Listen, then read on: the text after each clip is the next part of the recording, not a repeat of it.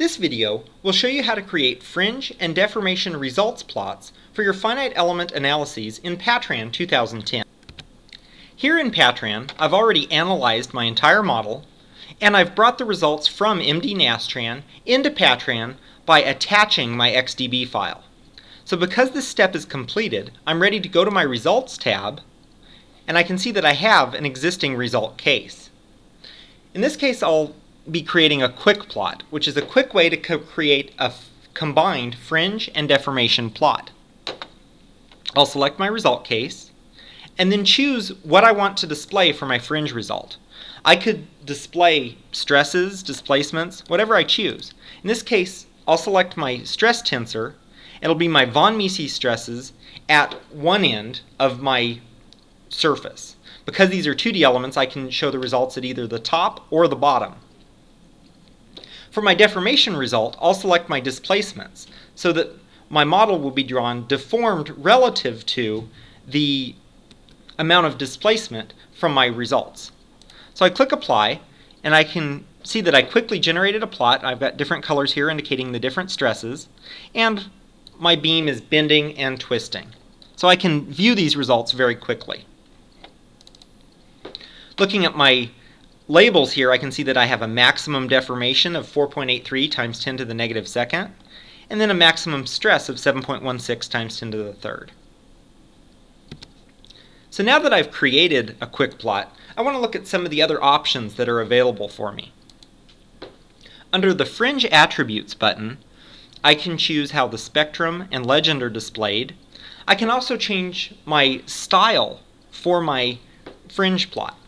By default, it's set to discrete smooth, but if I select continuous and click Apply, I can see that it creates a much smoother look where there's just a continuum of different colors, and they're not discrete like they were before. And this is really just a preference. We're not changing our results data at all. We're just changing how it's displayed.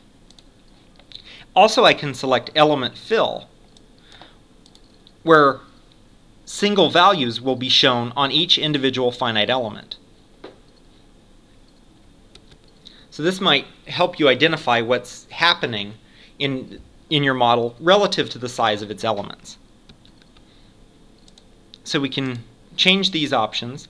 We also can change the element shrink factor. So the elements could actually be drawn smaller than they actually are, so that you can actually see what's happening on the individual elements. So I'll zoom into this region of the model, and I can see that the elements are actually drawn smaller.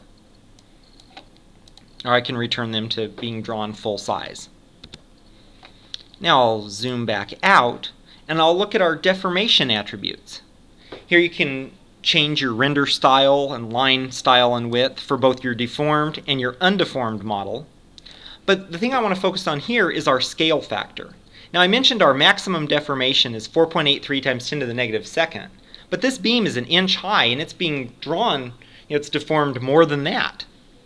And the reason is our model scale factor. Currently, what Patran's doing with this model scale set to 0.1 is it takes the maximum displacement and it shows it, or in our deformation plot, as 0.1 times the maximum length of the model. So this, in effect, creates an exaggerated displacement so that you can see it. Because these are linear, static models, they'll often have very small displacements to stay in the linear range. So, accordingly, these displacements would be hard to visualize if we showed them on a true scale. And I can show that here. By switching to a true scale with a scale factor of 1.0, I click Apply and I can barely see any deformation there. So another option I would have would be to exaggerate that true scale, say by 10 times, and then I can start to see what happens. I can even increase that to 50 times. And so it's really up to you how you display these results, but keep in mind that none of this is changing the actual amount of the maximum deformation that we're seeing in these results. It's really just how it's visualized. And by default, Patran visualizes it on a model scale. So the next thing I want to show is how to create fringe and deformation plots individually. So I'll go ahead and reset my results and return my model to its initial orientation. And then from the results tool, I'll go ahead and create a deformation plot. Again, I select my result case and what result I want to plot. And I have a few additional options here. I can choose my target entities. I don't have to apply this result to everything in my model or in my viewport like I have been. I can choose certain nodes, elements, or groups to apply the results to. So that's an additional option that you have. But I'll go ahead and apply it to the current viewport. And I can now see that I've generated my deformation plot without generating a fringe plot. I've got a few more options here for my display attributes and then plot options. Again, I can change my render style and line style and width for both my deformed and my undeformed, and I can adjust my scale. I can also choose a different coordinate system to display these results in.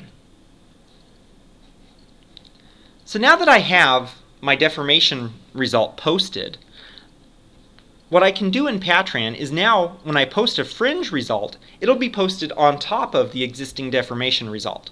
So basically you can build up to the final plot that you want to generate. So now I'll create a fringe plot, again plotting my stress at, in this case I'll choose the Z1 layer, the other surface of my 2D elements, and then I'll go ahead and click apply. So now I've generated a fringe plot that you can see is applied on top of my existing deformation plot. Again, I have a few more options here. I can choose different target entities or display attributes. But the thing I want to focus on here is under plot options, where I have the option to turn off averaging. So I'm going to zoom in to one corner of my model, and I can see what's happening here. It looks like I have these stress contours going around this corner of the top of my beam. But if I turn off my averaging by setting the domain to none and clicking apply, I can see that these are my actual individual finite element results. And the stress varies through each of these elements, these 4 elements here, differently. Now I know this isn't a realistic situation, and in a real beam we would have continuous stresses. So one approach to that is to just say, okay, I'll take these results, I'll average all my entities, and I'll come up with an averaged result here.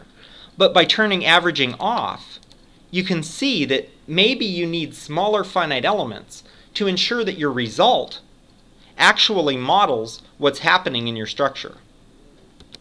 So just keep in mind that the result you see may not be what you actually calculated in your analysis. It could be a result of taking what you got from your analysis and then averaging it out to try to make it more realistic. And you can control that here. Then finally, one more thing I wanted to show is that you can select different results to be displayed as your fringe result. I've used stresses here, and that's pretty common, but there's no reason you can't create a displacement fringe plot. I can click apply, and I can see that my maximum displacement is colored in red here and occurs at this tip of our model. So you always want to look at your title to see what result quantity is being displayed, and here our fringe is showing displacement. And we selected that here under the Select Results section, creating our plot in Patran. So hopefully this shows you some of the basics for how to create these fringe and deformation plots using Patran.